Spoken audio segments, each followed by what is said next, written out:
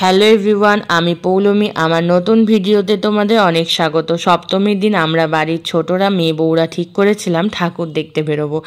সেই মতো আমরা দুটো টোটো রিজার্ভ করে বেরিয়ে পড়েছিলাম আমাদের ফারাক্কার ঠাকুর দেখতে। যদিও এবার ফারাক্কার পুজো আর ঠাকুর দেখা আমার প্রথম।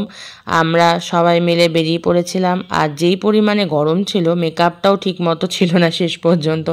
প্রথমে গেলাম আমরা ফারাক্কার শ্রীভূমি স্পোর্টিং ক্লাবে, সেখানে প্যান্ডেল বেশ ভালো লেগেছে আমার।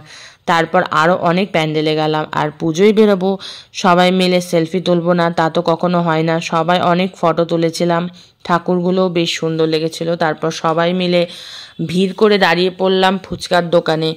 সবাই মিলে ফুচকা খেয়ে তারপরে আইসক্রিম নিয়ে নিলাম নিজের পছন্দ মতো।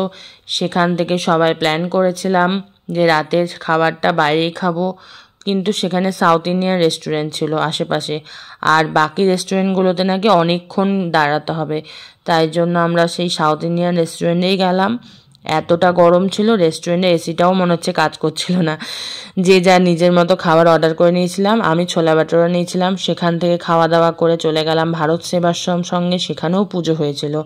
লাস্টে যে প্যান্ডেলটা দেখেছিলাম সেটা আমার ভীষণ ভালো লেগেছে, পুরনো বন্ধ ভুতুরে বাড়ি, সেটাও আমার ভীষণ ভালো লেগেছিল। তো আমাদের ঠাকুর দেখা কমপ্লিট হয়েছিল রাত্রি 11টার সময়। তারপর আমরা বাড়ি রওনা দিয়ে দিয়েছিলাম। তো আমার ভিডিও যদি ভালো লাগে একটা লাইক করে দিও। আজকের মতো টাটা।